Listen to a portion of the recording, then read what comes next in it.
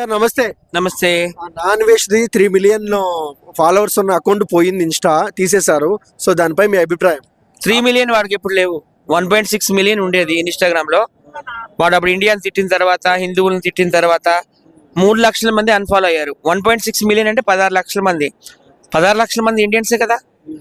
మరి ఇండియన్ తిట్టిన తర్వాత అందరూ అన్ఫాలో అవ్వాలి కదా, ఎవరు అవ్వలేదు. మళ్ళీ 3 లక్షల మంది అయ్యారు. 13 లక్షల మంది ఉన్నారు అంటే 1.3. ఉప్పల్ బాలు నేను తిట్టుతూ ఒక వీడియో చేశాను, మీకు చూసే ఉంటది. సో మేము తిట్టిన తర్వాత మరి చాలా మంది రిపోర్ట్లు కొట్టినట్టున్నారు. వాడి అకౌంట్ ఎగిరిపోయింది. మేటా వాడు తీసేశాడు.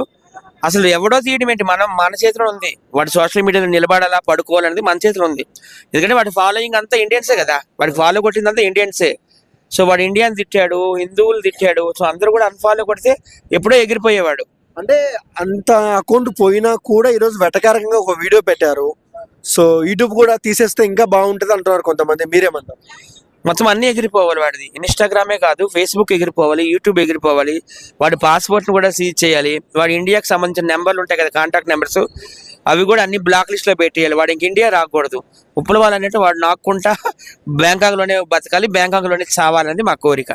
వాడు ఇండియా వస్తే మాత్రం మా హిందువులు అందరం ఉన్న వాడికి చెప్పులతో కొట్టి గుడ్డలు ఊడదీసి గాడిద మీద ఊరేగించి పోలీసులకు అప్పచెప్పి ఖచ్చితంగా మా రాజమండ్రి సెంట్రల్ జైలు అయితే వేయడం పక్కా. లేకపోతే నా పేరు మార్చుకుంటా, వైజాగ్ సత్య తీసి పాకిస్తాన్ సత్యాన్ని పెట్టుకుంటాను.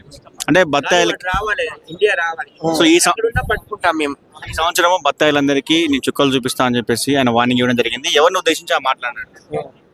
ఎవరిని ఉద్దేశించి అన్నాడో నాకు తెలియదు. ఆయన మీద కొంతమంది మహిళలు కంప్లైంట్లు ఇచ్చారు కదా, సినిమా ఇండస్ట్రీ సంబంధించిన వాళ్ళు అని ఉండొచ్చు. పేర్లు తీయడం నాకు ఇష్టం లేదు. కాకపోతే వాడు ఇండియా వస్తే మాత్రం వాడికి పెళ్లి మామూలుగా ఉండదు. ఇంకా గాడిద మీద ఊరేగిస్తాం. సర్వసాధారణంగా పెళ్లి కొడుకుని గుర్రం మీద ఊరేగిస్తారు, కానీ మేమైతే గాడిద మీద ఊరేగిస్తాం. ఉప్పుల బాలు ఏమైంది, నీకు సెల్ ఫోన్ కొనమన్నాడరా? ఉప్పుల బాలుకి ఐఫోన్ వాడినంత కెపాసిటీ లేదు. ఉప్పుల బాలు విశ్వాసం నేను కుక్క అంటున్నాను. నువ్వు విశ్వాసం నేను కుక్క. ఒక హిందూ అయి ఉండి హిందువులకు పుట్టి నువ్వు హిందూ దేవతలు తిట్టావు, సీతాదేవిని, ద్రౌపది దేవిని. సీతాదేవిని తిట్టినందుకు సీతాదేవి ఎవరో తెలుసు కదా, ఆమె భూదేవి పుత్రిక. నువ్వు భూమిలో కలిసిపోతావు, భూగర్భంలోకి వెళ్ళిపోతావు. నువ్వు ఇండియా రాగానే నువ్వు నిలబడిన ప్రదేశంలో భూకంపం వచ్చి నువ్వు లోపలికి వెళ్ళిపోతావు. అలాగే ద్రౌపది దేవి అగ్ని పుత్రిక, అగ్నిలో నువ్వు భస్మం అయిపోతావు.